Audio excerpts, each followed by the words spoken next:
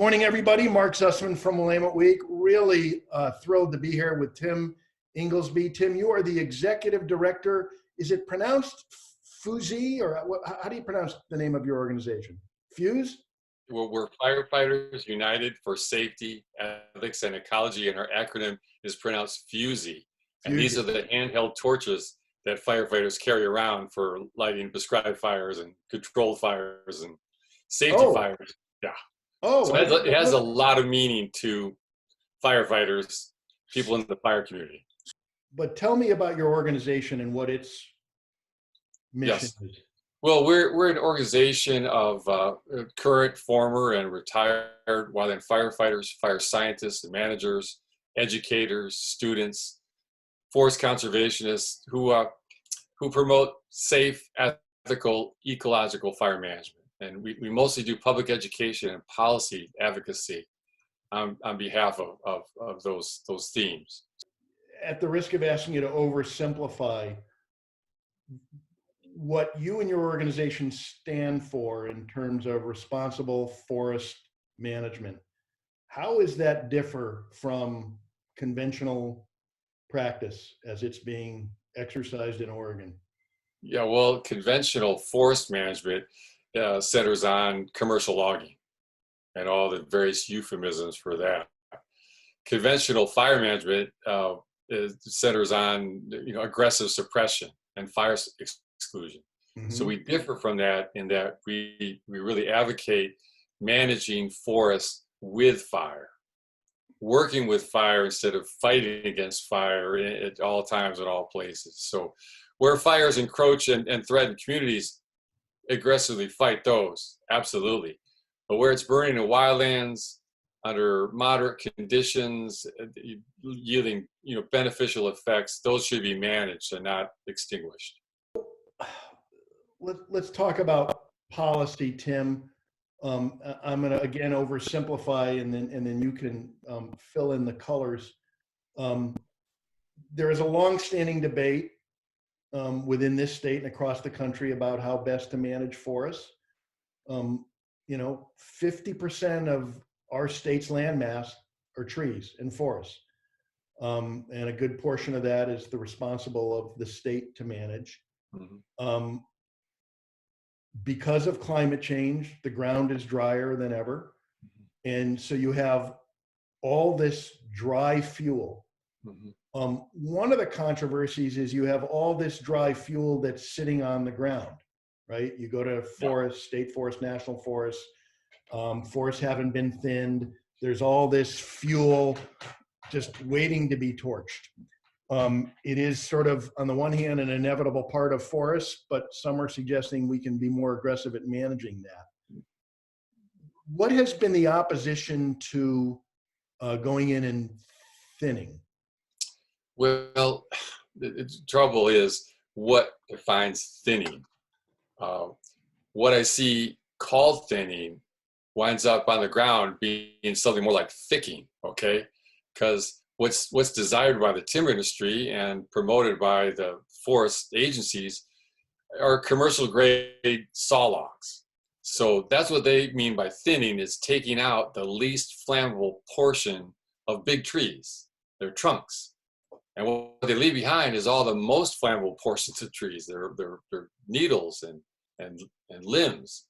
And what grows up in the wake of logging, with all that sun and soil disturbance, are often more flammable shrubs, grasses, and invasive weeds.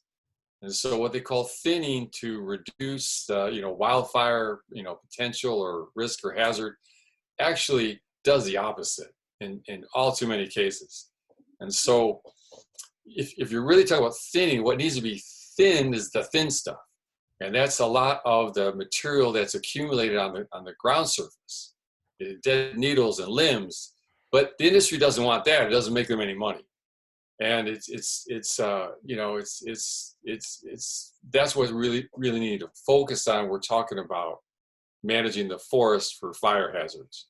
So the other piece of this is the policy that exists elsewhere in the country. The Southeast is the best example of having forest managers go in and intentionally set fires The idea being that we intentionally set fires to create a barrier so that when the big one comes, they can't, you'll correct me if I'm wrong, but I'm assuming so that the big one comes, there's a moat, if you will, and it doesn't jump. It's done a lot in the southeastern part of the states. Yes. It's done a little bit in Oregon, but not nearly as much as people like you and some other environmentalists want. Yeah. So what's the opposition to doing prescribed burns? Is it, again, this is not in the timber industry's interest, or is it more complicated than that? Well, nothing affects fire like fire itself. We just don't have mechanical or chemical substitutes that will do all the good things of fire, of which reducing fuel loads is just one small part of all the benefits of fire. It does a lot for the ecology of these ecosystems which evolve with fire. It's nature's great recycler, and it builds soil fertility, and it produces all kinds of rich habitats for plants and animals.